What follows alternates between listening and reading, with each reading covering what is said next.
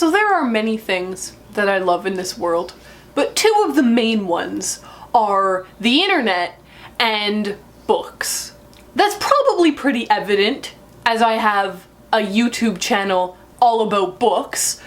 And so what I want to do today is talk about how literature is kind of evolving because of the internet. I have a few points that I think are worth discussing, so let's get started. The first thing is access.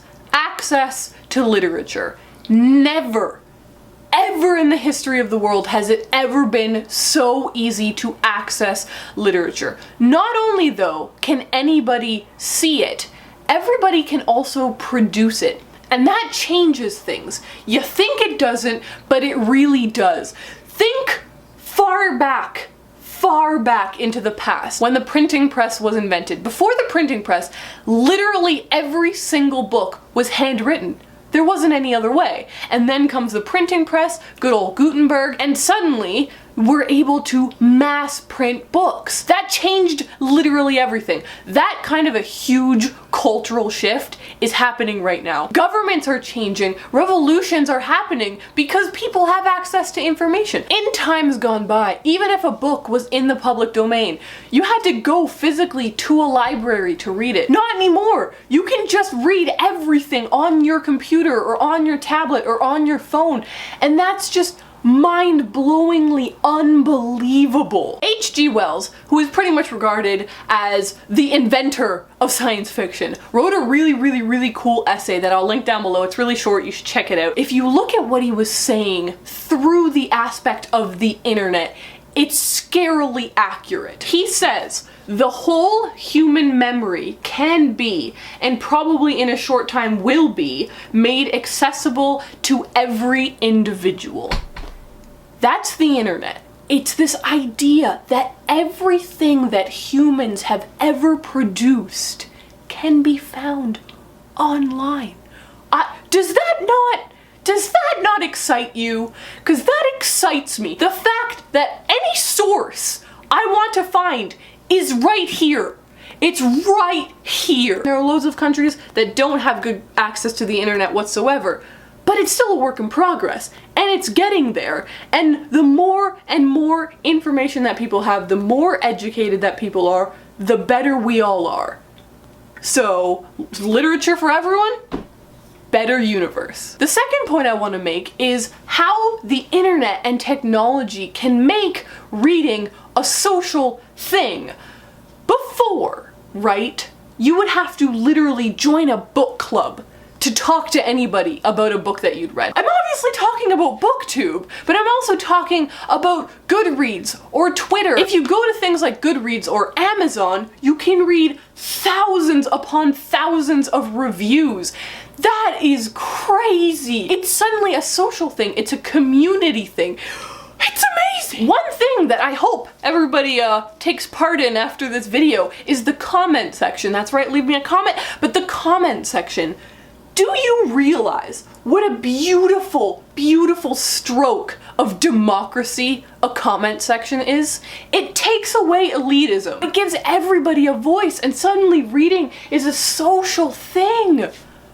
My God, I'm so jazzed right now. Now the third thing I want to mention is organization. I'm gonna be honest, this one maybe isn't as impactful for the general public, but for book lovers, which you probably are if you're watching this video. Right off the bat, you're thinking Goodreads, and I'm agree with you on that one. Goodreads is amazing, right? You can just go on there and add any book. But recently, and I'll admit it, I'm honest with you guys, a really cool app contacted me, and so I was like, dude, technology, literature, I started to think about it. It's called Libib, alright?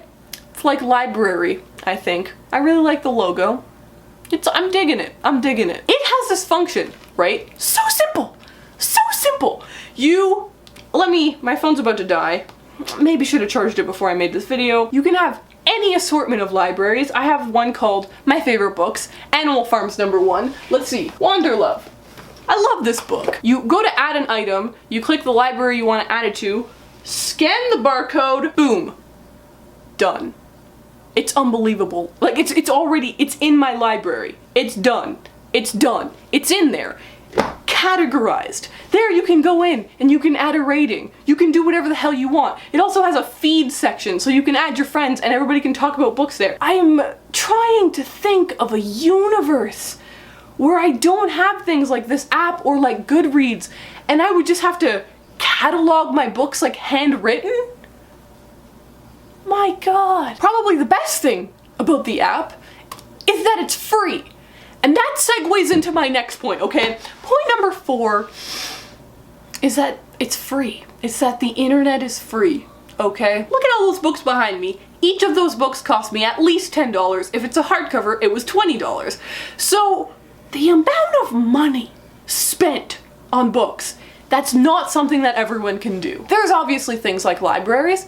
Not everybody has access to a library though. When you open the door to the internet, everybody can take part. It's cutting down those lines of elitism. It's cutting down those lines that certain people are more powerful than other people. Is anybody else blown away by this conversation? The 5th thing I want to mention is that the internet and that technology opens up new ways of storytelling. Online journalism is a completely new art form, which is usually awful, but there you go. You got blog posts that are their own thing. You know when you read a good blog post and when you read a crap blog post. There's also things that you can incorporate into technology, things like GIFs. Have you ever read a Goodreads review that has GIFs in it? They're the best ones! And then you've got things like video. This video right here is now a part of the literature world. I'm happy about that. Finally, there's things like interactive literature games. That's right, video games that you can play that tell a narrative. I'm getting excited. I'm getting really excited. There are also, I think, problems to technology and literature coming together. I think the biggest problem, okay, is distraction. Some people might say, well, Ariel, that's just because you're not disciplined. Well, I disagree because I really think that the lure of the computer or of your phone or of the internet is a legitimate thing. So there's this guy, got the prop right on hand, I didn't even plan that. There's this guy, Marshall McLuhan. He is famous for coining the infamous phrase, the medium is the message. What that means, if you haven't heard it before, is that the way that you consume information is just as important, if not more important, than the message you're consuming. The internet is a medium of distraction. There's a very famous article called "Is Google Making Us Stupid?" by Nicholas Carr. And I disagree with the article, but it's a fascinating argument that now in this day and age, people are more distracted. That people cannot read as long as they used to be able to read. That our minds are now getting wired to read shorter amounts of things. And I mean, if you look at the success of things like Twitter, there maybe is some truth in that. It's my God, this discussion. At the end of all things, I think we're at a beautiful place. There has never been such access to literature. There has never been the ability for everybody to produce literature. It's crazy. It's crazy. So, down in the description, I'm going to have links to the articles that I mentioned, but I'm also going to have a link to that app I mentioned. I'd also really love to hear your thoughts. Down in the comment section below, let me know of any of these ideas, any of these themes, of how technology and literature are coming together, what you see, anything. Whew. I'm gonna end this. I've said "I'ma" too many times in this video, and I've hated it. So, I'll see you guys in my next one. Bye! So one day, I walk into my bookstore, and I see a table that has a sign on it, and it says something along the lines of, "Read what everybody else is reading books."